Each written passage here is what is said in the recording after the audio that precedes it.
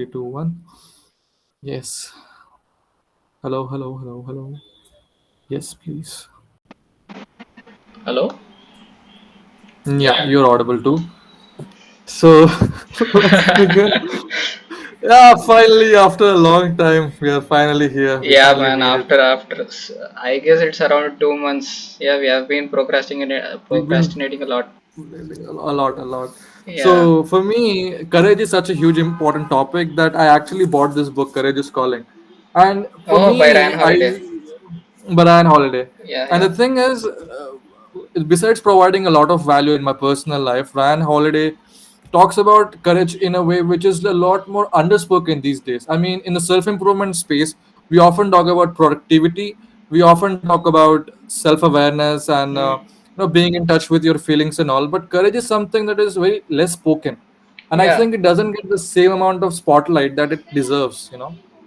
And I think, moreover, what is happening nowadays is either it is overhyped or it is underhyped. Either you assume courage as I think so. I've said you before. Either we think courage as becoming a soldier and going on the battlefield and just hitting the enemy, shooting the enemy. We think courage on that level. I think courage can be as simple as when we are working out, when you are at the your max. The courage is taking just a leap of faith that yeah, I can do one more. That is Yeah. a very simple, uh, you know, very simple activity where you can see courage in action. I feel that as humanity, as human beings, I don't really think we've escaped fear. In the Mm. past olden days, we think that, our ancestors were afraid of the holy mammoths. You had, Yeah. the great plagues going on. You didn't have a lot of sanitation and all of that. So Hmm. people were afraid in a physical sense. Yeah, yeah. So there was actual physical danger, and people could see that danger. Oh my God, there's a tiger. That's the mammoth. But nowadays, Hmm. our psyche is still the same. So we still feel fear, even though we have surrounded walls. We live in walled Yeah, yeah. cities. We have police. We have criminals in check. We have security. And all of that. We have security cameras and all of that. But the still innate fear is still Yeah, present. that's It, fear is it has ingrained in gone us. nowhere. Yeah, we have inherited something that should not be inherited from the early man. They have been uh, in touch with fear extensively. Not like us; they have seen fear at a very close range. So, I think as through the evolution, we have inherited that. We have inherited fear from them. I think that's part of it. No, that's part of being human. No, Yeah, yeah. That's see, I and fear is also important. Fear drives you to do things. The fear of suppose the fear of failure. yeah, fear of failure. That's the thing. The most important thing I would say, the fear of public speaking. Yeah, the Public most speaking. Yeah. common thing everyone face. Depends on how we'll look at that fear. So if we get too Yeah. overwhelmed by see how would people judge me if I speak on the stage, you won't do any Yeah. action. Or yeah, that could be one side. The other side of looking at it, see, I don't want to look a clown on the stage, so I'll do my best. I'll prepare the script 100 times. I'll prepare it in front of the mirror 5 to 10 times so that I don't mess up on the stage. See? So fear can drive you to take action, I think. Well, yes, I think it can be counterproductive as well. Sometimes people are so afraid that they don't even start, Yeah, yeah, that's and what na. sometimes people The depends. action Like depends on the that's individual. too. Yeah, Yeah, the I'll say one more thing about it. It's like if I can give examples, a student who's fearing to study, let's say, a new topic, because that fear is real, to that person, to that student, it's real. Or even let's say a pretty girl who like cares about what other people think of her.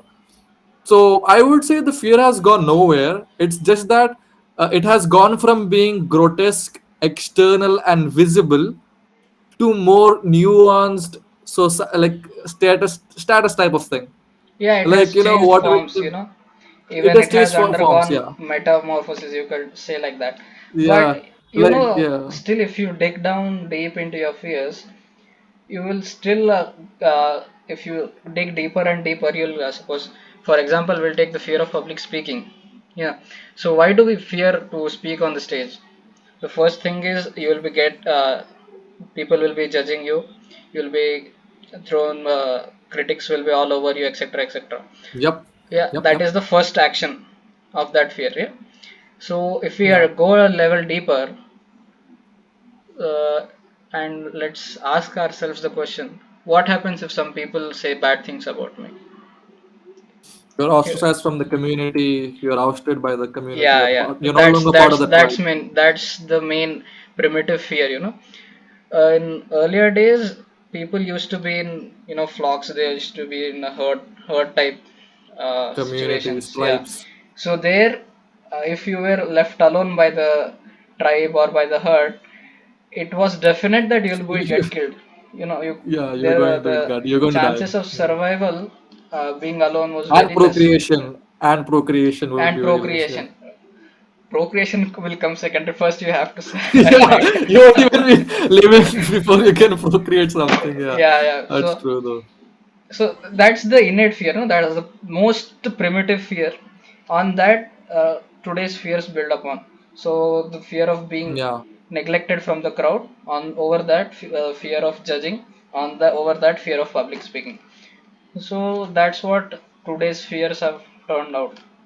What do you think? So though fears have changed their forms, the Yeah, fundamental reality has still stayed the same thing. yeah, yeah. If we, And the yeah, thing is, courage also, I think, in the same way has changed forms, but okay. it's still the same thing. Because think about it. Well, let's say you are a warrior Mm-hmm. on the battlefield and you are trying to protect yourself. That was the norm of showing courage back in the day. Yeah. Let's say that. Now Okay. let's say courage is something that you leave your job to start your own entrepreneurial thing. Do you think in the same way fear has changed its form but is still fundamentally the same thing? Has courage also gone the same process, that it is fundamentally changed in how we look at it, but it is still the same? Like, from, as an example, as I gave, like, a soldier dying on the battlefield, or like showing courage on the battlefield, towards now an employee starting his own startup, or his own entrepreneurial thing, because that's what he wanted. Do you think Yeah, there is a correlations? yeah. I think courage has also changed forms, but the crux remains same. In the battlefield, what you do is a soldier goes against the odds. Against the odds of survival. You are showing your bravery because you don't know the outcome of the situation. If you go in a war, it's Yeah, you 50-50 can chance be that you may killed. win or you may die. Yeah, There is no yeah, certain result over there. yeah. So to take action in those types of situations, you need courage. That's what we call courage. When you are uncertain, when the uncertainty is so high, and even then you want to take action, the strength, the belief Despite the comes fear. from courage. Yeah, Yeah, and it's pretty same nowadays also. If you see, suppose as you mentioned the yeah. example of an employee quitting a job and starting his own entrepreneur journey. After quitting, he is uncertain. The level of uncertainty is way too high. He Yep, yep, yep. most probably Mm. his brain is with all those thoughts of failure. First thing is that what if I fail? Suppose he has a family, he has to look after his family of his wife, his children, etc. Yeah. So here also there uncertainty plays a huge role. So I think I, similar to fear, courage is also on the primitive layer. It is same to show strength yeah. in uncertain Times of times, in the times of uncertainty. uncertainty. That's what courage is. Yeah. Yeah, man. I do feel like, back when, I see the world, I see the current media, the current politics that's happening around the world right now. I don't know if we can take this a little bit political, but in the same way, I see certain things happening in the world right now, and I still feel like humanity hasn't learned their lessons, bro. Like, in the same way that we talk about courage, and how only a few people, let's be honest, let's talk in real world, like only how a few people ever put courage in themselves, and like how confront their fears and how they actually become successful, let's say. And that's actually a very short, like very small minority of general human population that Mm-hmm. actually, overcomes their fear and has courage to do all those things. In the same way, I feel that humanity as a whole hasn't learned their lessons, bro. Like if we think Like, about it, just 100 years before what was happening is happening now too. Like 50 years ago, like we saw the genocide of Nazis. Sorry, we saw the genocide of Jews in the Holocaust under Nazism, mm-hmm. and now we are seeing a pretty much similar thing. However, we perhaps might not want to get political, but I see the same things happening. We feel like humanity has progressed so much, but I feel like certain elements have not changed at all. Like certain elements like uncertainty is something that we still fear. Uncertainty is actually a big one, because for me, I would say that's the biggest thing that's stressing us out. I recently read uh, what is the guy's name, bro? Naval Ravikant's quote. It's Oh, like stress comes from the uncertainty. It doesn't come from something else. Like it goes something like that. Like you're yeah, stressed yeah. about the uncertainty of the event, not the event itself, that's Actually, causing true. stress. Yeah, true. So uncertainty is something that we still fear. Like I would say, humanity doesn't matter how externally we are progressing. That we have internet now, that we're able to have this podcast on an internet. You are staying at your home and I'm staying at my home. We are having this sort of conveniences, but at the same time, the fundamental reality of existence, of biology, of survival hasn't changed at all. Yeah, true. But I think that's important, Suppose, what if we know the outcome of every event? Will the life be that interesting? It's a basic That's a question. really good point. Yeah. That is part of the game. I would say that uncertainty is That something. that But makes life interesting. Without suppose you are playing a game, and if in childhood we used to play Subway Surfers hacked version, where you get oh, infinite amount of coins, infinite amount of keys. I tried. Yeah, I tried that. Yeah, Yeah, yeah, yeah. it Even was I it was tried. boring actually. Yeah, it After becomes the certain boring. times, it You becomes boring. you have everything. You have everything at your hands. You don't need to work hard. So you're just Yeah. doing the movements. Up, down, right, left, and the thrill It's goes not away. fun anymore. The There thrill is no of fun actually. That's a nice way yeah, of yeah. putting it. That's There's no that's fun in what that. I'm trying to say.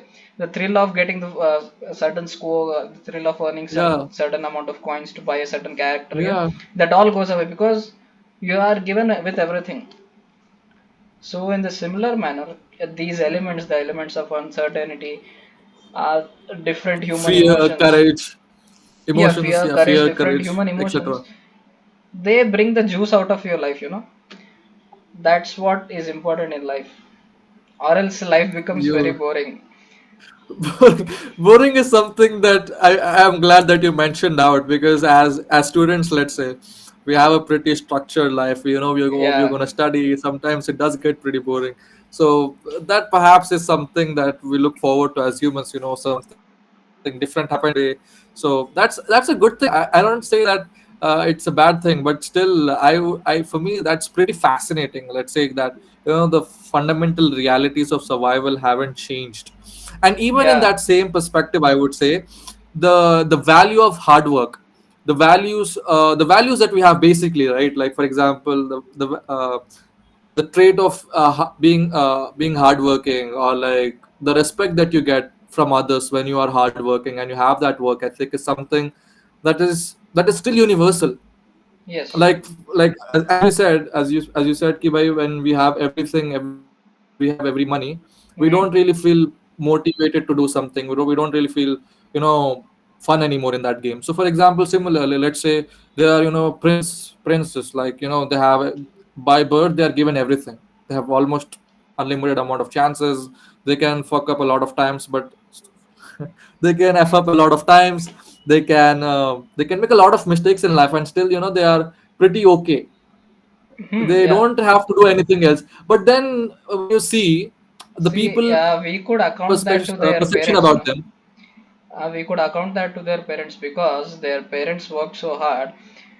They are they got the privilege to fail X times, fail X times more than than a normal person, Bro, the point I'm trying to make is if they, but the point I'm trying to make is even if they have that sort of resources, if they don't have that work ethic, if they don't have that, uh, if they, in themselves that they want to make something out of it, then everybody knows that they're a piece of loser, that they're a loser, that they're a piece of shit, Yeah, and then yeah. even they know See, themselves that they are a piece of shit. Like yeah, that's clear.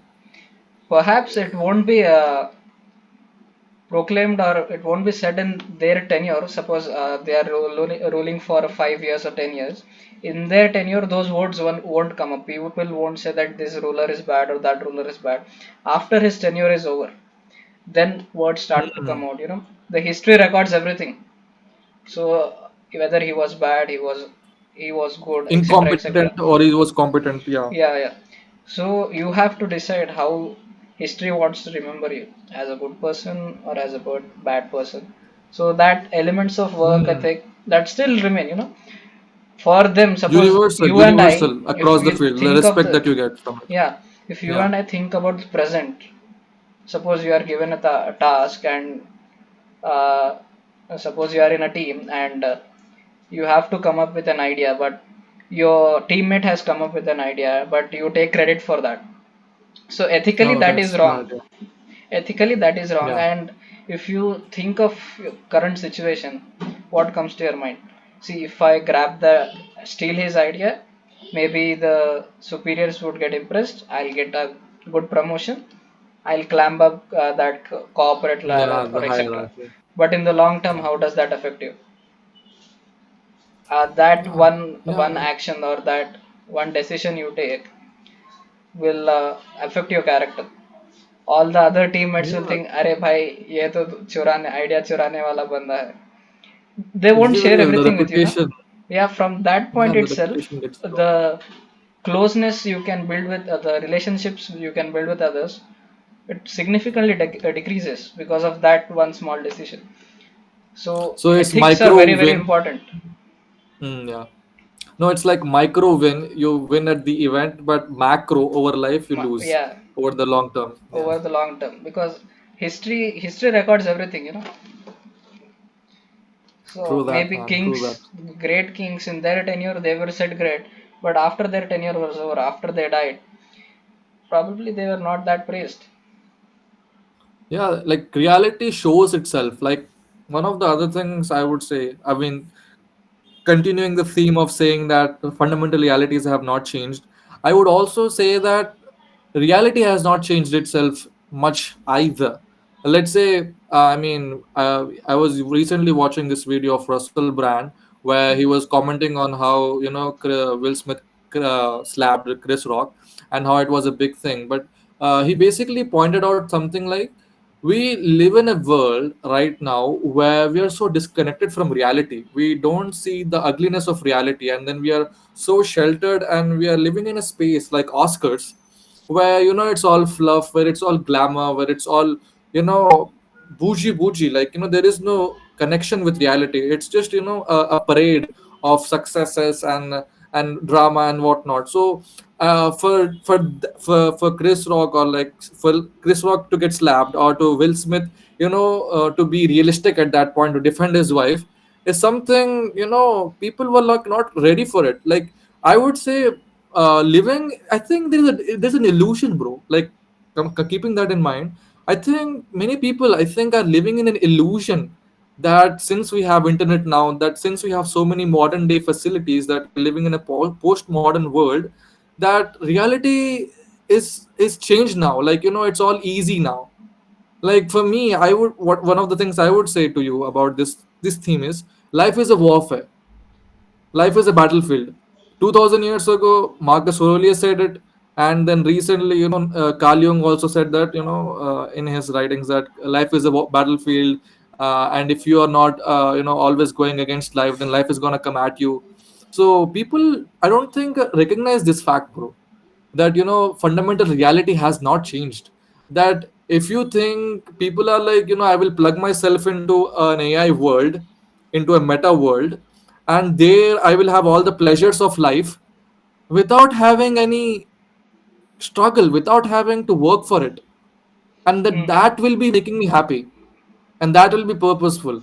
I Mm-hmm. think we are slowly heading towards that sort of reality where people are, trying to block themselves by being in the internet all the time, and being all that, but then they're not connected to reality, and I think that also gets pretty empty and hollow over time, that kind of So living. by sticking to reality, or by reality, do you mean that just devouring the pleasures, or being away from the struggle and just focusing on the pleasures? Do you mean that? Yeah, yeah, exactly. Like Okay. fully being a dopamine junkie, a dopamine addict. Like for example, like let's imagine an average guy, like who's in his house. He can Mm-hmm. order food. Mm-hmm. He can watch television. He Yeah. can watch whatever he wants on the TV. He has all sorts of entertainments at his fingertips. Yeah. Like for example, he's getting all his dopamine from junk food, and he's watching TV. He doesn't exercise, he doesn't take care of his health, and he still doesn't have to pay the immediate consequences of those habits. Over the long term, he may be. And I think some people are that, but they don't see that reality still has not changed. And that if you don't attack life, if you don't go out of your way and improve yourself every day, then life is gonna get at you. Like Mm-hmm. people are running away from reality. That's what I'm trying to say. It's like people, they don't embrace the ugliness of life. Like they want it to be all huff and bluff. Let's say they want to sedate themselves using technology. I think technology, since it is so ingrained in our culture and it's also required for our workly livelihoods, that people are also using it as an escape, and that there is no escape. There is no escape from reality. And I think that has been the biggest lesson that I learned from, that one of the biggest lessons I've learned from my anime addiction over the last few years is like whenever tough things came up, I used to Mm-hmm. escape. I Mm. used to escape whenever reality got a little bit hard, whenever Harder. things got a little bit hard, Okay. whenever exams came up, whenever I had to do something that was quite terrifying to me. I would Out just of your escape, comfort like zone. Yeah. out Exactly. of your comfort Exactly. zone. It's like to hell away with the reality, man. I just want to sedate Yeah, yeah. myself. And I don't after want to that, deal with it. I just, we start blaming yeah. the consequences. Sorry, we start blaming the situations, and we start blaming others. Mm, In the book, Courage to be Disliked, the author says this thing. yeah. The outcome Yeah. of an particular situation is because of your decisions, not because of others. What meaning you give to that particular situation determines your outcome. If you take positives from that situation, you'll end up being positive. If you take negatives from that situation, you'll end up being negative. So that's very important. That's a very fundamental point that the author has mentioned. As Yeah. you What you said, make it of, yeah. Yeah. yeah, as you said, people are moving away from reality. They are losing touch with reality. I feel, yeah, that is true. But what I feel is, somewhere or the other, not maybe. Suppose you gave an example of a man who has all the comforts of ordering food, watching TV, and not exercising, etc., and he's still at his cozy sofa. But see, probably not in the next week or not in the next year, but after 2 years, he'll get a realization point. I think that's my view. Everyone gets their realization point. Until then, no person can change them. Even if you call Prime Minister Modi here and ask him to uh, counsel him, that guy won't change until he or she themselves get a Decide. realization Yeah. point. Yeah, see, this is the thing that I learned.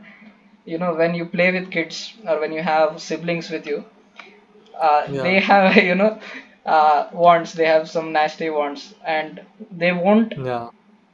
Even if you tell them to do this is not good or this is bad, they won't listen to you unless they experience it, unless they get the realization, no, if doing this, the outcome is not good. Unless they Okay. experience it by themselves, unless they have a realization point from within, nothing else can change Yeah. Yeah. them. I think that's actually a really good point that you've made. That you can't change people unless they want to change themselves. Exactly.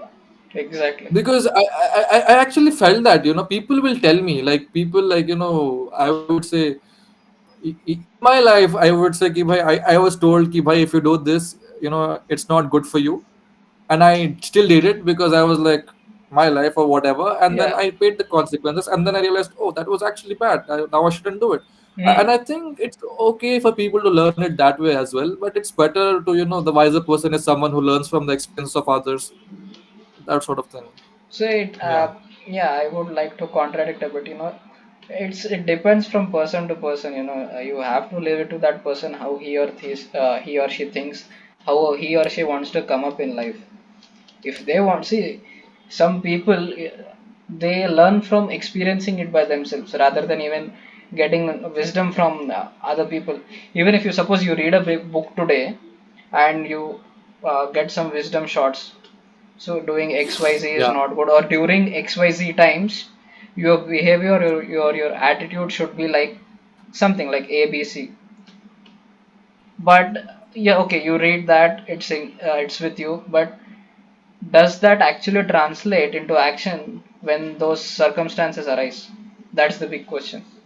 Even if you take, you said right, learning from people's mistakes, that is definitely good. But even if you learn from them, will that turn into action when such circumstances arise? That's the greater question here. Actually, That's the bigger question here. yeah.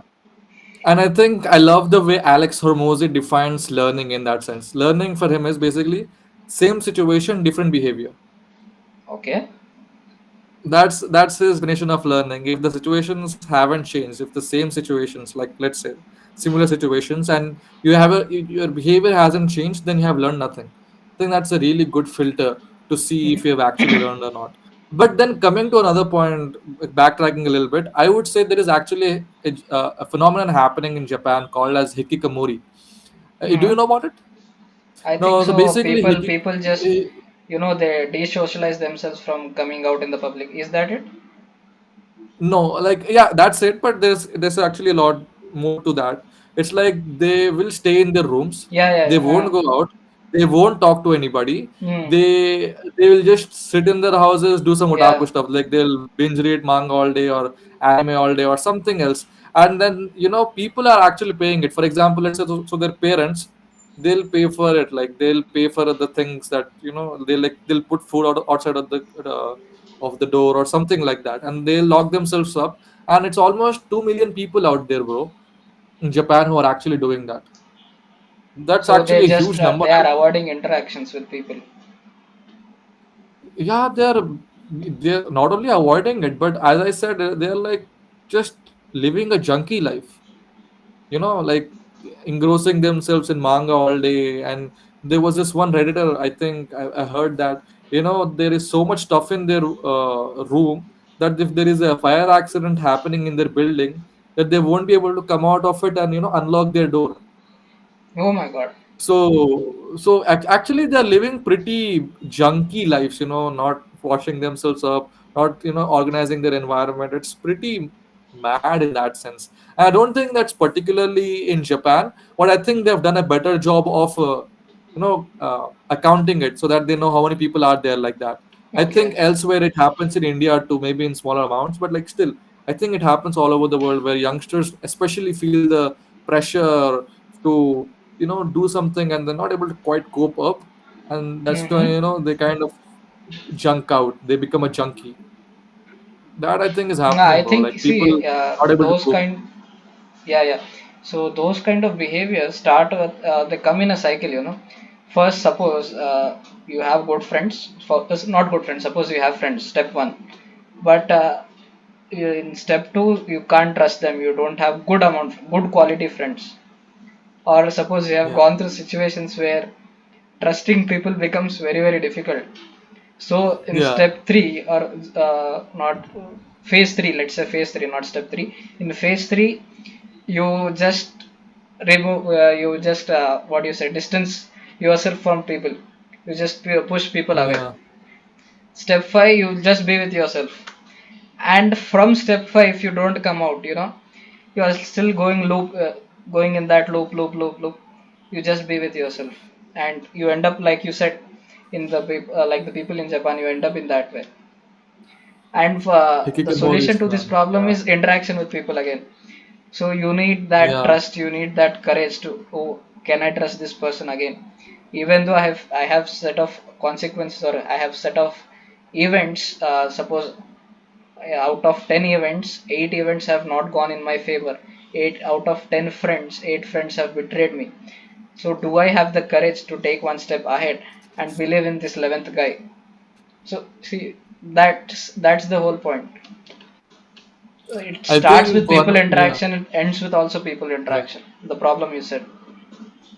I think problems, I think the way are described in the book that you've given me, The Courage to Be Yeah. Disliked, that all problems are Our interpersonal dude. problems. Yeah, yeah. Yeah, I think that's a very good one actually, and I found it to be pretty relevant. Like I know perhaps we feel like not being able to reach Mars.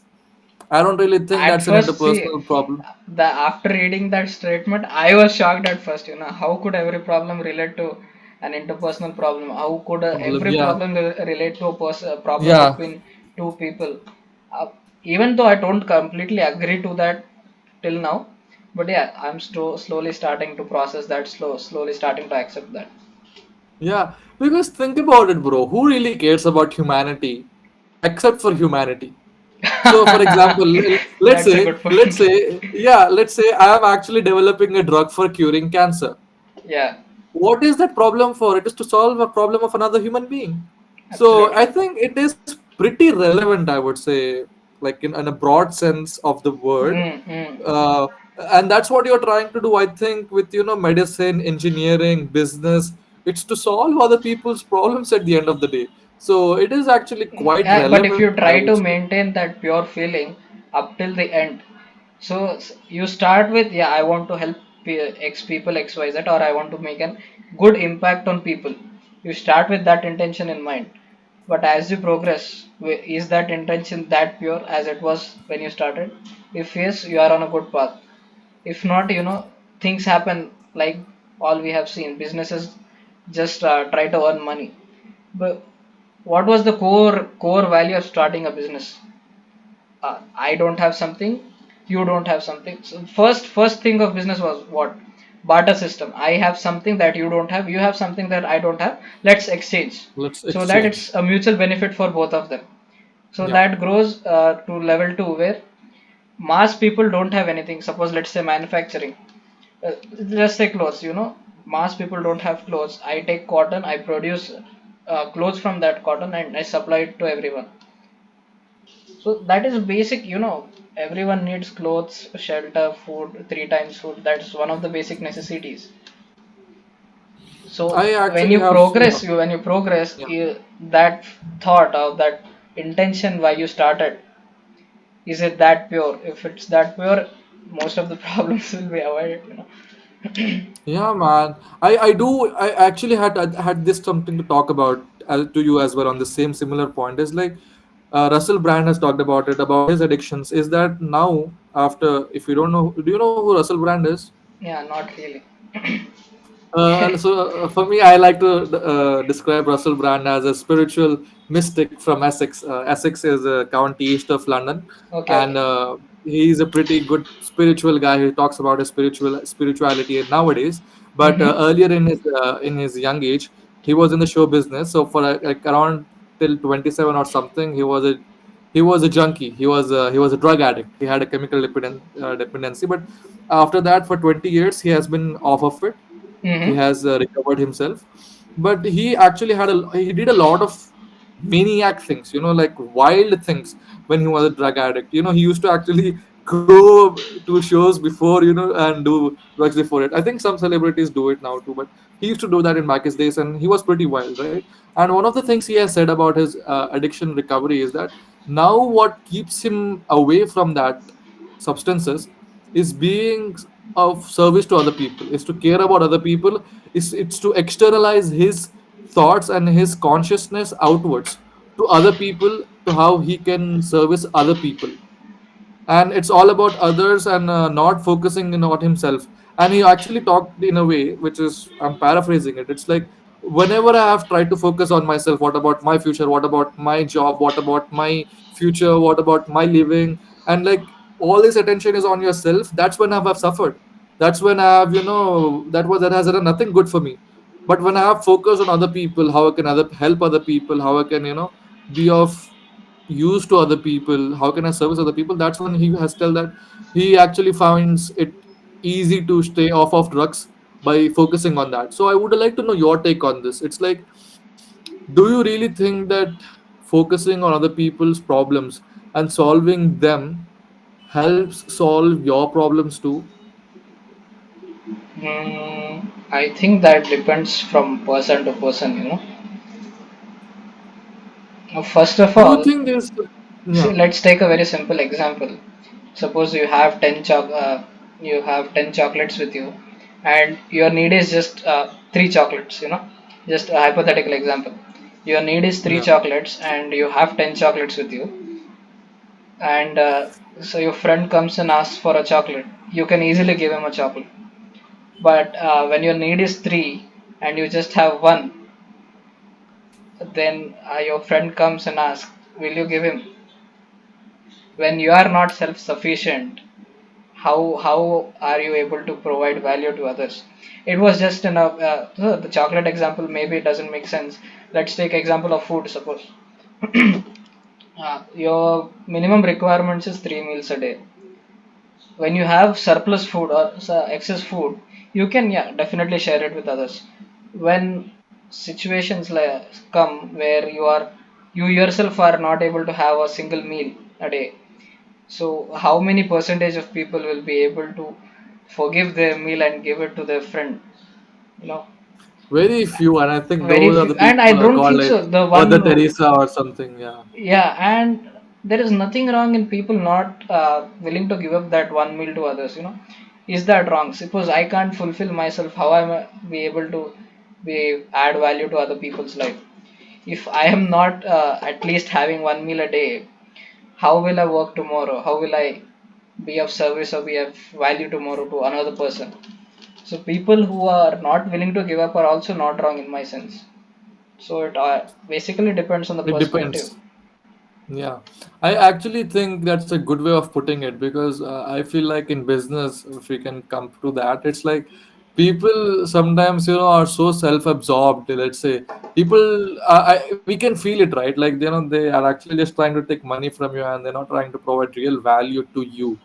And I think in business, the people who win long term are the people who are actually providing genuine service for their customers, and they're not Hmm. trying to actually take from you because they Hmm. are full.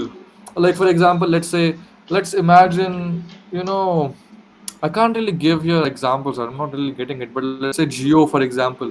Like when Okay. Geo came out, Yeah. they were giving free internet for everybody, and then for a long time it was free, and a lot of people, just converted from Airtel to Geo, and people actually enjoyed it at that time, and it actually led to a lot of digital boom in India, Yeah. like a lot of On a revolution large in scale, India. that was their It was a net win-win. yeah, Yeah, yeah, their business strategy on a large scale had a huge impact on India. You know, the today's YouTube, today's content creation from India, it was somewhere all thanks to Geo. You know, if Geo yeah. wouldn't have come with that, probably some other player would have done that. But for our timeline, it was Geo. You know. And the way and the scale that they did it is something pretty good too. And if you now look at it, one of the biggest players in the industry of providing data is Geo, and they have been able to do that based off the goodwill that they've provided initially, that they have been able to be service of to the customers. And if you really look at Airtel, I really we perhaps don't want to take names. We might get into trouble because of this broadcast.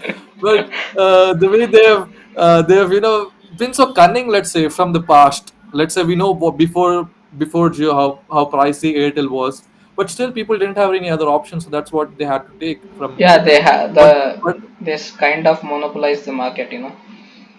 monopolizing the market. So they were not really that good with their services. It was pretty expensive too. But even now, when they have lowered their prices because of Geo, people don't have such a good impression of Airtel, like the general brand image. So I do think, to your point, it is fair that individuals who can't feed themselves should actually focus on themselves a little bit. But the people who eventually win in the end, who win big, are the people who actually do service to other people. Maybe, like, they're like very giving. They're Yeah, yeah, yeah. giving See, I people agree service. on the point that Those people who are given eventually end up great, but their starting point matters, From suppose you Yeah, were giving from the very first day, from the very starting point, when you didn't have something, okay, that's very rare circumstances, and that doesn't happen often. But suppose first you often. have fulfilled yourself and then you have started serving others, even that is a good thing, is it not? Hmm. Yeah, अरे that's what पहला they मैं usually मेरा tell pet you in. भरूंगा, उसके बाद दूसरों का पेट भरने का सोचूंगा ना. That's Exactly. minimum, That's bare the. minimum, not in a Yeah. negative sense. It's bare minimum. If see, if You I know, am that's what they do in airplanes. Yeah. Continue, continue. if I am content with myself, if I can organize my thoughts properly, then only I will be able to use my max potential.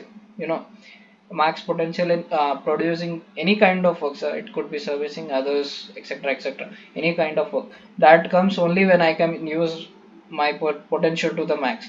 And how does that come? There are many factors. The mental factors, physical factors, psychological factors. So one of that, one of that is food. If you are not having good food, if you are not having food for the first, For the so first time. you Yeah. can't bring the max out of yourself. Suppose, let's take an example. Uh, you want to feed 100 people. That's your goal. But see, you are very stressed. You are eating properly. Everything is good and fine. But you are very stressed. You are not able to organize yourself properly. Then how will you be able to serve those 100 people? Will you be able to cook food for them properly, or the very feeling with which you serve, that should be pure, if that is not pure, what's the essence of serving them? It's just like for a formality, I'm doing this stuff. Yeah. I would say that's what they do on airplanes as well, right? Like when the masks drop, put your mask first, give yourself oxygen first, and then give Yeah, it to your see, babies yeah, or something. if you are not able to survive, how will you be Uh, able to help another person? so that's, I would say, at the bottom level is like serve yourself before you care for others, and when your cup is full, try filling the cups of others too. Yeah, at least minimum, I don't say. So the minimum could be different for everyone, but at least fill your cup to a minimum so that you can survive, you can help others. If you Yeah, don't that's a have good the one. energy of walking by yourself, how will you be able to help someone who can't walk? So I that's the think point. yeah, I think that's why do you think people should help themselves? Because let's say perhaps let's you try to use that analogy in our engineering, let's say. Okay. So using that same analogy, you can perhaps say that in a student, or let's say me, I can't help others if I Yeah, don't know how to help exactly. Like I can't exactly. help an industry with web services, with web design, if I don't know how to do web services myself, if I don't have that skill. Yeah, yeah. Even if I boil down to a even smaller level, if I don't know a subject, how will I be able to teach that subject to other person? Suppose your friend is in need of help, he doesn't know that unit. If you yourself don't know, how will you be able to help that person? So the whole That's a good see, one. we have again come to the starting point. The whole term self-help, the self-help, helping yourself first, then you help others. That comes Yeah, originates from man. this core idea. I think so. That's my Yeah, perspective. yeah, I think actually, you know what, it doesn't really help you, but as others as well. Because when you're Yeah, being the best version of yourself, you you're also being influence best version others. of yourself to Yeah, others as well. And I think that's a very good one because sometimes people are too in themselves. They are too. They know that they could be better, but they are not. So they are grumpy. They are jealous. They are. I don't know. Let's not forget. Let's forget jealousy. But they're not that kind as they could be. They're not as polite as they could be. They're not as kind as they could be. And I think that comes from self improvement. It's like if I'm content with myself, if I'm happy with myself, then naturally I'll be able to be more kind towards strangers. I'll be more helpful towards them. I'll help the random stranger on the street who's trying to carry his groceries. Let's say some random example like that. So that's actually a huge advantage of being yourself, is helping yourself, is when you are your best version, you're also being the best version to others as well. And I exactly. think we can perhaps tie sleep into that, bro. Like, I'll tell you honestly from my experience, one of the biggest improvements of my life has been to sleep on time. I know Okay, we have yeah, to yeah. forget See about this that, instance. yeah, that Yeah, does but the like when magic. I'm sleeping good enough, like I'll just wrap it up real quick. It's like when I am, so for example, if you want to sleep early, obviously you have to be in control of yourself. Because if you're not able to control yourself, then you'll binge watch something in the night, and then you'll sleep at 1 o'clock or 2 o'clock. But if I'm able to control myself, then I'll sleep on time. And as a consequence of sleeping on time and waking up on time is that I will naturally be more calm, and I will not be agitated over little small things, so that I'm good to other people. So to your point, I think that does make sense. Sleeping is a good thing, like on time, so which does require a lot of self control, especially nowadays, I would say. That does the magic, even if you sleep, if your sleep cycle is same, if you sleep at same time and get up at same time, but those timings are not your regular timings, the circadian rhythm. If you doesn't don't follow the circadian rhythm, you sleep at, suppose, later towards the night at 2 or 3, and you get up at 10. Even if you get sufficient 2 and 10, it's 8 hours of sleep. Even if you get sufficient 8 hours of sleep, you won't be as active as uh, you would be if you had slept at 10 and woke up at 6. Yeah, I would Yeah, I say have that's experienced that with actually. myself. Mm, I have closely experienced that. mhm, During the exams, it does happen that I stretch on till 2 to 3 in the night, and usually wake up mhm, at 9 10 in the morning. So even after the exam season, that phase continues to go on. So mhm, what I have experienced is that I could put up with that phase for a few days, for 3 weeks or a month or even for 2 3 months. But after that, the side effects show. During the day, you won't be that active. mhm. You would be grumpy. And It's like yeah, you are walking blindfolded. Jo ho raha hai ho, bas ho like raha a hai bas. zombie. Let's say like a zombie. Yeah, you're not attentive. You're not attentive enough. That's the one most Mm, important side effect I have seen, and that eventually reflects in every work you do. You won't be able to pay attention. So if you won't pay attention, you won't be able to grasp things. If you won't be able to grasp things, again you have to spend X more hours on that thing if you want to get perfect at XYZ skills. So eventually Do that you again think it fits into what's the your loop. behavior towards people? Let's say when you are feeling like that, how's your behavior towards other people? While you are not having your sleep properly versus while you're having your sleep. Is there a difference between there two? Like, is there Absolutely, a side man. effect there too? Yeah, absolutely. The You can judge that, or you can determine that by the first grade you give.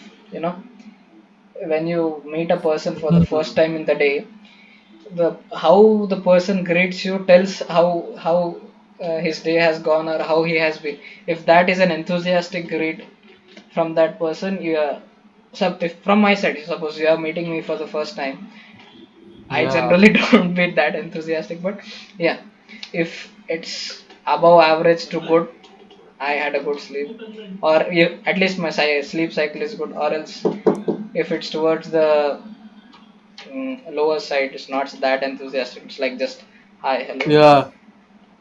That Then it's means not that that it good. was the sleep cycle is not that good. Hmm. I would say sleep is something that we overly, underemphasize. Yeah, yeah. Recently, I don't want to take names, but there was this once after our exams were finished. Ah, He told basically that if you really prioritize this project, then you'll sacrifice your sleep, you'll Thamba Baba. sacrifice everything else, and then you are like, काय झालं? I was like, bro, if I हा? don't sleep, then I won't be able to finish this project थांबा in the मी इथे first video place. Call मध्ये. That's what I feel like. It's like some of our teachers, some of our professors are like, if you really care about your studying, you won't sleep, you will just study for 16 hours a day. But for me, that hasn't really worked, bro. It hasn't really worked. Like, Yeah, I'll sleep and I'll study, but sacrificing is not really worked for me, man. I think experience teaches us a lot, bro. I yeah, think there's a it lot really of does. stuff in the self-help world. You See, know yeah, what? Exactly. what Yeah. experience gives us is it helps us to determine how different we are from others.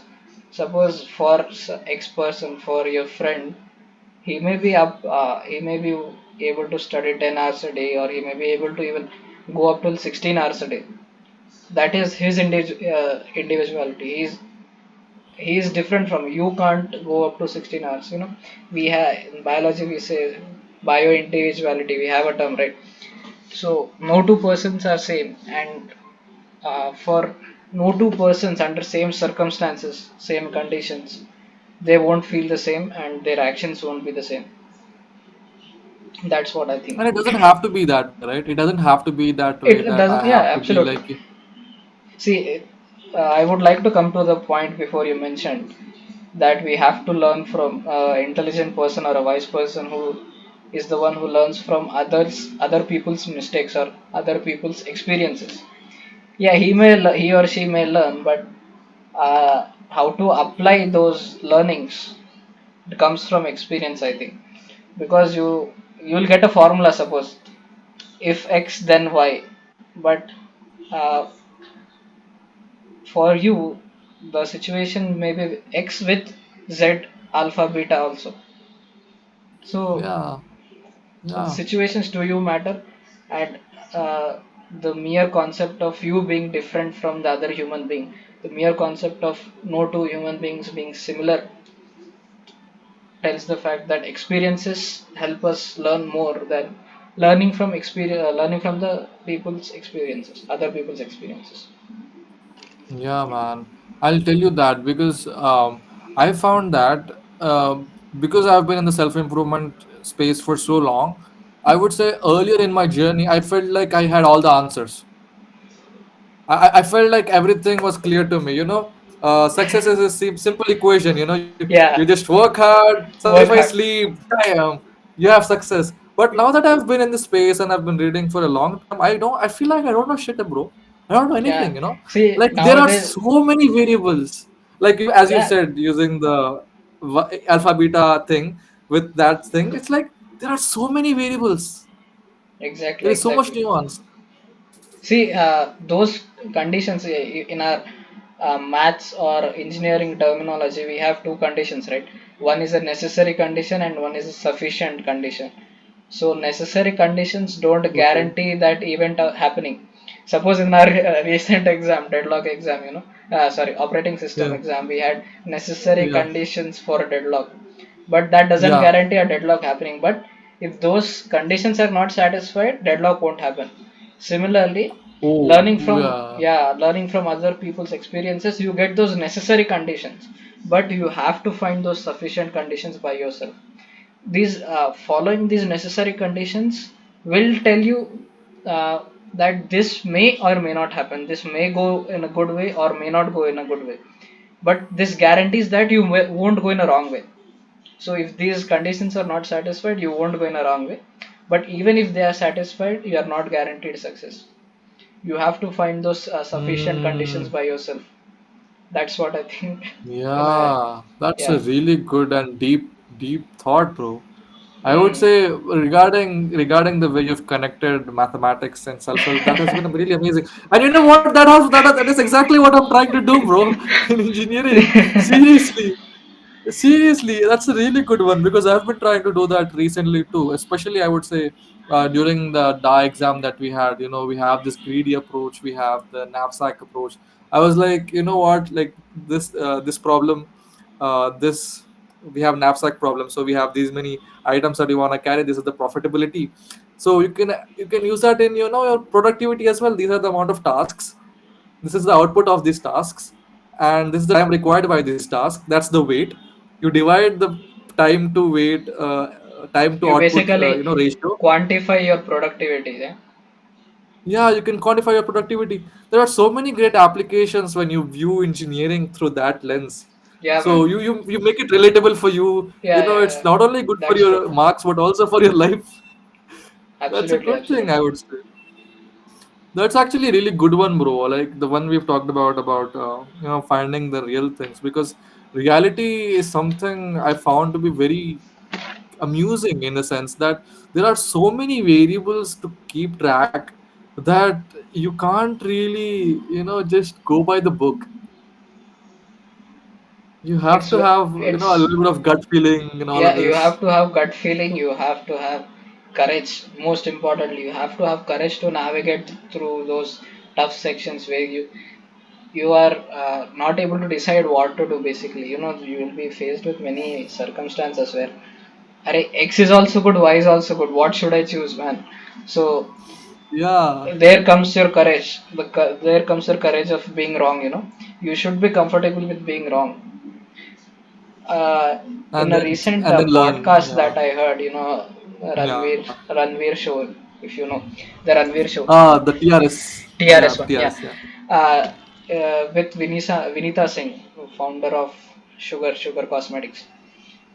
Okay. She said a beautiful point, uh, Ranveer, the host, asked her that why don't toppers be as glamorous as the backbenchers? Why only successful people are backbenchers and not toppers? So she gave a very beautiful answer to that. What toppers do is they, throughout their life, they are faced with only good things, and from nursery to 10th class I was the topper. I always came some example, I'm giving an example. I always Okay. came Okay. first. Then even in 12th also I came first. Even in my engineering days also I came first. After engineering, when life hits you hard, you don't come first. You don't excel as you were excelling before. So there, your courage determines, will you be taking that leap forward or not. So most toppers go to downward, it seems. That was a wonderful point she mentioned over there. I mean, taking a realistic example, like a realistic example out of that, like whenever I'm concerned with these kinds of topics where I have to find out if someone has said or true or not, I'll just look at reality and see what's happening. So to your point, I would say, yeah, I wouldn't say Steve Jobs was like, the perhaps the Topper of top the student. class. I would say. I think, They, yeah, I they think had I the think he guts was to, average. yeah, they had the guts to take decisions where normal people wouldn't be able to take those decisions. They were okay with being called a failure. They were okay to fail, basically. Toppers don't have the Yeah, tendency because most of the times what happens, they have seen the face of success many times, that seeing a face of failure may not be they may not be very comfortable with that. So, I would say, yeah. To and your mostly point, our when society also doesn't encourage failures. uh, they don't encourage a true. person who has been failing for a long time. Yeah. And I think the people who do make it big in the long run are the people who learn, are the people who fail constantly and learn constantly, and they just have like form this loop to achieving more and more success. Yeah, yeah, Think about Mark Cuban, bro. He's a billionaire now. He has Dallas Mavericks. He's bought that NFL team. He has been a billionaire, millionaire so many times. Like he has been rich, then rich, then poor. Now he is doing amazing, but he has had that fluctuation so many times, and now he's doing pretty well, like pretty stable in life. I mm-hmm. would say anytime I do get advice of this sort, I actually map it to reality, and I see what's happening in reality, so I get more proof of that. So I would say, to your point, most of the brilliant startups that we have today that are changing the world right now are formed by mostly average students, bro. Average, below average students who are actually, out and about their own curiosities and passions. I don't really think Jeff Bezos was the top of his class or something like that. Maybe they went to good universities, but I don't really think that, they were like top of the class or like were valedictorians or something like that. I don't really Yeah, think yeah, most true, valedictorians are the tech founders of the startups that we are using, these days. They are exactly. actually pretty safe, doing their own stuff. But I would say that's a good thing in a way that we have, or let's say average people have. It's like they don't have that expectation as well. Because I think from their perspective too, like everyone around the topper is expected to believe that person is only going to succeed. Yeah, So they true, also have man. expectations from the parents, also from the society, also that this person will only Succeed. succeed. Yeah, true, This true. person will only do that. So even if they want to do something Even, outside of their yeah, comfort zone, or which they could be good at, but initially they have to suck if they exactly. want to do something besides what they are doing. And for them to suck, they can't get that permission to suck because everyone has around them has having this oh my goodness, this guy is so good, like he can't fail, Exactly. like that sort of mentality. They are not able to So, digest the failures. Even the and peers people around vote in them, them. the people around them, they more than the person himself or herself, the people around him or her are more shocked, are not able to digest that this person can be can taste failures also. Yeah. Sometimes it's us trying to block that. Sometimes it's people that are trying to block us. So even there is nuance, and you have to see what really works out for you in that sense. And I think, do you think there's a lot of like speculation that's happening when we are doing self improvement? Like we are so concerned about our life, like we want this to go this way, this one we want this way to this to go this way. That's why I think. Do you think we are talking about this in the first place? Like we're taking self improvement so seriously because we want things to be this way, this way, this way, this way. Do you think we are being too cautious, Too or cautious in the like sense, is it too cautious in the sense like we're talking so much self improvement, yeah, we are not like letting life happen, that we are speculating too much from the outside. probably, yeah, probably could be. It depends on how you take that, you know. Uh, Yeah, See, if you dive deep, if you are just ingrained with all those self improvement philosophies, theories, etc., action won't come. So basically, yeah, you just need to have the bare minimum knowledge. You have to just understand yourself and let life flow. Let be vulnerable over there. That's what I feel. See, even I yeah, during my first years, even I was very concerned about how to go about things, how I should improve myself. I was very concerned about even I, if you remember, I have talked this about with you also, that I wanted to be at my max potential, during my first years, and 2-1 also second year first semesters. But now I don't think all about all those things. That comes also here. That also comes when you have a bit of confidence in yourself. When you have confidence in yourself that you yeah, can make it through any that's a good situation, one. nothing else matters. Hmm. You need to So have that bare minimum of self improvement. Over that, be vulnerable. That's it. yeah, just flow with life, Yeah, man. just be aware and learn from the Yeah, situations in life. Yeah. I be like a think river. in this sense, yeah, Charlie Munger has actually said something really amazing in this sense. Very, I'm paraphrasing him. He's basically saying like, I've seen people who learn every day constantly rise in life, like rise levels in life. So Okay. that's where I think we need to let go of it, because I think a lot of self help is also a lot of speculation, in a sense that we are so wary of life going to waste. Yeah, man. Yeah. We are so cautious of wasting our time, or like we don't want this to happen or that to happen, that we are just always We just seeing want to be ourselves and perfect. In short, speculating. we just want to be perfect. Yeah, or close to perfect, which is not, maybe not bad, but we are not living them. We are observing ourselves, like this is me trying to live, and I can't live because I'm always seeing myself. Am I doing the right thing? Am I doing this? Am I doing that? So you're not living, you're not in the moment, right? Exactly, bro. You know what, I'll tell you, I think self awareness is self control is something recently I've learned from Dr. K. What are your opinions on that? Self awareness, like right now I'm talking to you, I'm here. Yeah, man, that's a very beautiful quote. Everything is summed up in that one line. If you are not aware about yourself, you can't control yourself. You know, that's the very basic fundamental phenomena. See, if you are not aware of your emotions, if you are not aware that you are angry, then how can you calm down? See, if you, Sometimes people are angry and they still do what they want to do. Do.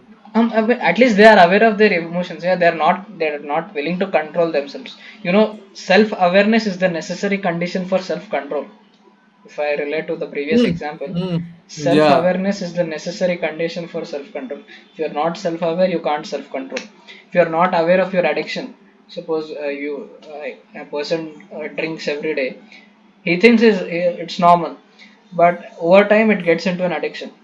If you're not able to acknowledge that it is an addiction, then you won't come out of it. If you don't acknowledge that you are in a phone addiction, you won't come out of that. So for self control, self awareness is a necessary condition.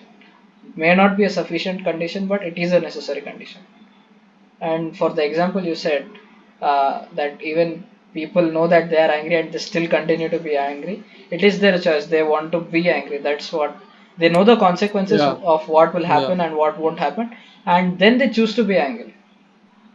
The courage to be disliked. It's similar to that, right? People fabricate their emotions. Sometime they want to be angry, so people fabricate their emotions. A lot of good things I've learned from that book, bro. I know I still have it. I should probably read it. I read it sometimes.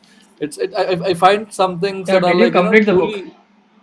I've skimmed the book. I've skimmed Okay. the book. I found the books that found the points that are really valuable to me. I'll have to go a few more times, and I'll see to it, because you know what, it has been really, in a way, opposite of the conventional advice that you get. There are a lot of, stark points which are like completely against the normal self improvement advice, especially when it comes to psychology, because that is a book about psychology. When talking about Carl Jung, Sigmund Freud, like the way he just opposes their views and like tries to bring those views in. And I think that is an important part of education for us readers too, because see, when you're always reading Sigmund Freud and Carl Jung, then they have the certain philosophy, and we believe that that is truth. That is how it is. But once you get to see, this guy's book, like the Courage to Be Disliked. What was his name? The guy who wrote it? Uh, Ichiro Alfred. some No, no, Adler, Adler, Adler. Yeah. Adler. Sorry, yeah, So yeah, Adler. you see Adler's points, and then you realize that reality is somewhere in the middle. Uh, Yeah, exactly. I think that's that why we need to we read books deduce that that. we are not good.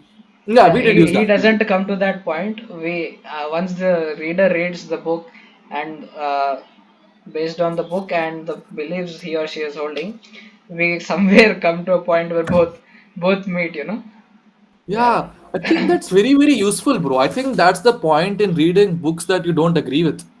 yeah, Because exactly. think about it. I think that's why we need to read books, or like engage ourselves in people that we don't agree Yeah, with exactly. systems that we don't agree with, because then we can see what is wrong. Yeah. We get to See, see the both perspectives. it is also said that intelligence is about holding two contradictory beliefs at once and deciding based on basis of that. Yeah, man. I think that book has shifted me a lot towards this side of the spectrum, where I'm like, you know what? Maybe what everything Sigmund Freud said wasn't particularly true. Maybe what Carl Jung said wasn't probably true. Like, there are holes in their theories too. They were humans too. Which is not to say that they were wrong all the time, but you know, it It happens again that. comes to a Yeah. point where you have to choose what suits you. It's like you decide what clothes fit you the best, what clothes you look the best. You have to choose things what suit you the best, what suit your mentality, and that's how it is. Yeah, man. I think for self improvement, I have actually given up. Like seriously, I would say, like, for me, I've been reading for the last 3 4 years. I've been into this things, reading that channel, this podcast, that podcast.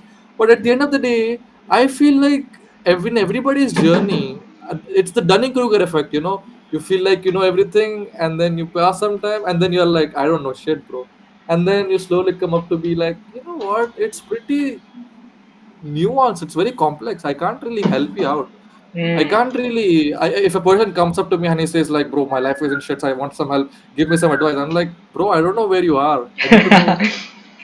I need to know Hmm. your perspective, your thing." So, I think that's why coaching is so popular these days. It's like coaches who are ahead of us know that. I think that's where they help us out exactly where we need help. Do you agree with coaches, or do you feel like, nah, they are bullshit, I can figure this out on my own? Coaches Or in like what field are you like talking? life Life coach. coaches, for example, or like business coaches who talk to you about business. Coaches basically who are ahead of you in a certain domain, and they know they are ahead of you, like they are 10 steps ahead of you, or let's say they are 2 steps ahead of you, Yeah, 3 steps ahead of they you, are and they'll maybe. tell you. Yeah, maybe they are ahead of you, and it can also be that they have recognized general patterns. Out of 100 people that faces a problem, maybe 70 people face a problem in a similar pattern. So they if a coach probably will identify the pattern and suggest a solution to that. That's what teachers do. Certain set of people, certain students are same.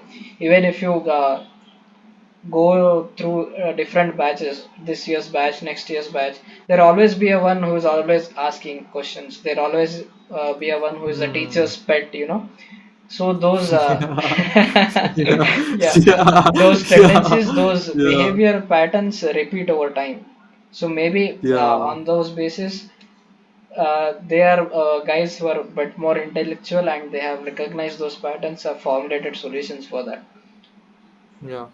I would say patterns are something that are pretty underrated as well, I would say. Like they're not talked about much. But you see, the thing that comes with data as well. I actually, I'm going to write about this tomorrow in tomorrow's weekly newsletter, but I'll just give you a sneak preview. The Okay. topic I'm going to give you and the question I'm going to ask you is, Uh-huh. what do you think? What do you think a professional bodybuilder, Uh-huh. a successful entrepreneur, Uh-huh. and professional athletes have in common? They all have it in common. What do you think The professional professional body. bodybuilders, successful entrepreneurs, Yeah. and accomplished athletes have in common? Many things, man. They have many things in common. First they have confidence, innate confidence with them. Second is they work hard. Third is they are comfortable with taking wrong decisions. Fourth, they are vulnerable. Fifth, what I say? Hmm, maybe they learn from their mistakes well. Not even Very their well. mistakes, from other people's mistake. If you say about entrepreneurs, they'll rely very much on data. uh, Exactly. That's where I want to make my point. And I know you've said a lot of things that are really common between them, but I find one of the most underrated things that we probably never really much talk about is okay. tracking. Is Tracking is tracking. Tracking. tracking. Okay, okay. You think about it. What does a professional bodybuilder do when he's tracking his calories? When an entrepreneur is tracking his sales for this quarter, or when an athlete is tracking his record for the last season, they're just checking data. They're just trying to put awareness over what they have been doing, bro. Mm, And I think that's where a lot of success comes from, and that's where you can find patterns from. yeah. Because I'll tell you, I actually got this concept from a book called The Compound Effect by Jeff Hardy, I guess his name was. But Mm-hmm. he basically talked about this tracking concept, and I was like, you know what, sounds interesting, an experiment, let me try it. And for the last month or so, I've been tracking two behaviors of mine. One is, I'll tell you, one of it is working out. And I found it to be pretty interesting that I actually, when I track, I am more consistent now. Okay. I don't know. I don't know. I feel a bit more consistent. Whenever I'm actually going through the day, I know, oh bro, I haven't really worked out. Tomorrow you have to log in. Like I'm using this app where I have to log in every day if I did it or not. So 1 or 0 or something like that. So I actually log every morning usually. So I Mm-hmm. know, bro, you're going to log tomorrow morning. You haven't worked out till now. You're gonna feel really awful tomorrow when you know that you haven't worked out yesterday, which is now. So you gotta do it. And the thing is, for me, I have set up so low standards for now, like just to get in the habit of establishing a habit of working out. For me, the bare minimum I have to do is work out for at least 7 minutes. seven Okay. minutes if I can't do it, then I haven't. But I would say at least 7 minutes. If I do it, then I count it as such. Like you have been doing enough.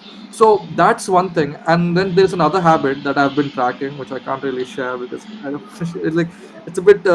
I'm really caught comfortable. But the thing is, I found patterns in that habit because of tracking. Okay. I can feel it, so that's a bad habit, you know. And the thing is, I know that because of tracking, because of having this awareness using tracking, I now know that there are certain periods in my day, that there are certain times in my day that if I am not occupied at that time, Mm-hmm. if I am not busy that time, if I am actually just lazing around, then I'll fall into that bad habit. Okay. So for me, that pattern recognition came from tracking. Yeah, So that's I what think, you mentioned a point before, right? Self-awareness. Sorry, self-control comes from self-awareness. So here you are just using self-awareness. You are being aware of what you are doing. Then only you can control what is going good or what is good and what is bad. yeah, tracking is a good way of putting self-awareness around the topic Yeah. that you are trying to put, you know. Alex Hormozy was actually one of the other guys who actually promoted it. It's like if a fat person weighs themselves every day consistently, doesn't matter if they do anything else, but like if they do consistently weigh themselves every morning, then their weight automatically goes down, it seems, after a long period of time, because they get aware of the choices they are taking every day. And you know, every 200 grams that they're reducing for the bag of Doritos they haven't had yesterday, Mm-hmm. they sort of add that up, and eventually over time they build, you know, they become aware of it. So tracking is Mm. something huge, bro, and I don't think Yeah, it's talked enough that about. is a point, and I think it could also backfire when suppose when you are doing everything right, when all the boxes are ticked, but even though you don't see progress when you are tracking. One of the disadvantages of tracking is that whenever all the correct right boxes are ticked and you don't see progress, that leads to more stress. And Yeah, if that stress continues for a certain good amount of time, uh, suppose if that is a habit, you'll break that habit, that's for sure. So but it then, works yeah. in both ways. It works in both ways. It can help you improve your self control, or it can also, if it's not what you can say, if it's not able to see progress, if you are tracking and if you are not able to see progress, when even though you are doing everything Hmm. right, then that can break you also. But then I think in that case you're not tracking the right metrics for success. Okay. Maybe you're not tracking the right metrics. You're just tracking metrics that are vanity metrics, which that don't really, like, you know, make you move forward towards your goal, giving you that progress. Mm-hmm. Could you So give an example, man? if you track the right stuff, then it may help. For example, let's say a student who touts about how he studies 16 hours a day and he still isn't able to get the results. Maybe it's not the fact that he is studying 16 hours a day which is more important, but that out of that 16 Effective hours, hours of study. are only 2 hours where he is actually Okay. focusing, and the rest of the time is just, you know, lazing around. He's just, you know, off the charts. He's just putting a book in front of his eyes and he's just like into another world in here. So you know, Yeah, looking at yeah, metrics. invalid measurements, that could be a point. Yeah, that will be a point. Or else, in situations where it's hard to see progress in a short period of time. Suppose, let's take an example of the same student studying 16 hours a day. Let's say he studies 4 hours a day every day, and he does solve good math, good quality math questions. But even though that doesn't reflect in his score, maybe he's in the process of building that logic. He's still in the process of building that logic. Maybe it could take some more time. For a normal person, it could have taken maybe 2 or 3 tests to get a good score. But for that person, it could have taken probably 6 or 8 tests, double the time. If that guy didn't have the patience of still continuing with that for 3 or 4 more tests, then he could have given up there. Or one more example Yeah, would be, suppose you are lifting weights and you are in good shape. See, in lifting weights, you hit a plateau. You have that plateau effect where initially you yeah, see gains very fast, then you hit a yeah. Loop plateau over gains. there. Yeah, Yeah, yeah. I'm referring to that plateau. When you track everything also. In that phase of working out also, you track everything, but you don't see significant progress over there.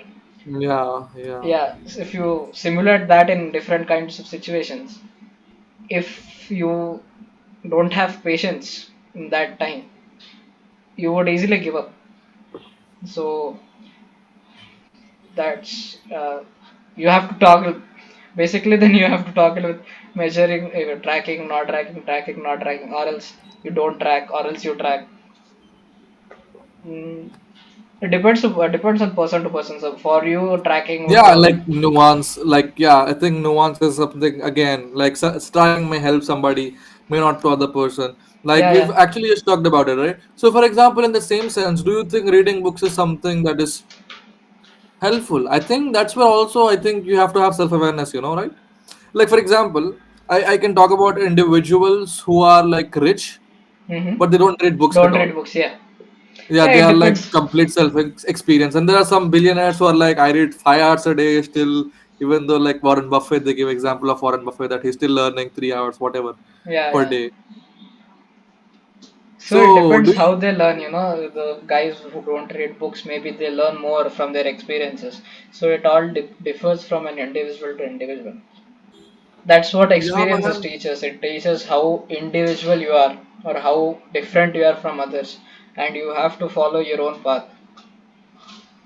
Exactly. I feel like that's the case. So when a person is reading books, he might just be different from the person who is still improving, but it doesn't look like he's reading books. Yeah, surely. So progress I think comes in different parts too. So the point I'm trying to make here is like find what works best for you, Yeah, and yeah. that usually comes from experience, and Experience. experience comes from trying both the things and failing because you don't know what you're good at unless you know And what you're if bad at. yeah, Yeah. and if you want to try, you need to have courage Yeah, because let's get back to that. Coming full yeah, circle. Coming full we circle. came a full circle back. Yeah, man, this is completely insane. Yeah, yeah, we could end on that note. The wonderful backtracking that you did. We could end on that. Just repeat that once again.